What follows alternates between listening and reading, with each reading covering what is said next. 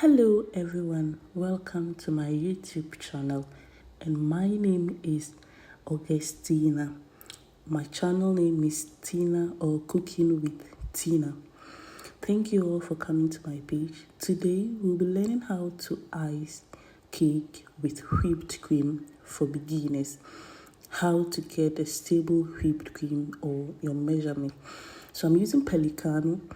You measure 2 cups of whipped cream powder and a cup of milk.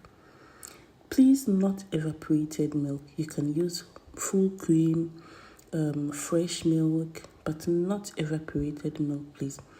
I had to add a little bit of water because my milk wasn't up to the exact amount. Then you set your hand mixer, either be it hand mixer or the standing mixer, to its fullest speed, and then you keep mixing and mixing to know that your whipped cream is ready. You're going to realize that at a point it's not going to the whipping machine or the mixer handles. Yes, it's not going to go through it smoothly as it started with. And then you try using a spatula to check if it's very stable by dishing out an amount on your spatula and then turn it over. Try hitting it a few times gently and see if it's going to fall off immediately.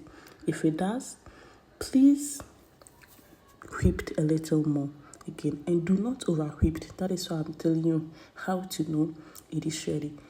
Please use chilled water or a cold milk. It's perfect. There are others that say they use room temperature water and it works for them. But as a beginner, I would advise that you use a cold water. Then you start by piping a generous amount on your cake and then turning it over and then spread it over the cake as much as you can. Then, as a beginner, kindly put your whipped cream into a piping bag and cut off, just as I did earlier. And then pipe it around the cake just like this. And when you are done, you use your scraper and then smoothing the whipped cream all over on the cake. In another video, I will be teaching you how to hold your scraper to make sure that you do not, peel off the cream instead of smoothing it. So in this video, you could see that there are holes after smoothing it out.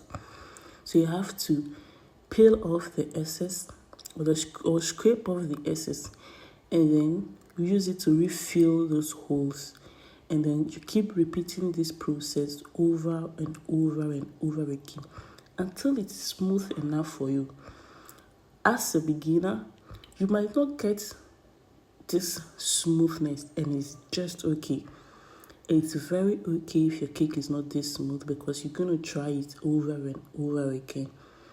So I'm using this nozzle to do a piping beneath or under and then on top of it again. So I start by, the reason why I put the piping back inside the glass is not to make the edges very messy or to have bubbles in it. Yes, so everything just goes in smoothly. And then you cut and then you pipe. So with the piping, this technique is just back, front, back, front, back, front. You push it back and you bring it forward. Push it back and you bring it forward. You could see that at the top, my cake is not really smooth over there. I'm just leaving it that way since it was for the house. So you can just play around with the rest of whatever you want to do around it.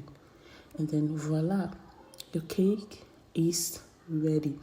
Thank you all, and please let me know where you are watching me from. Kindly drop a nice comment for me if you enjoy the video, and I'll tag you in my next video. Thank you.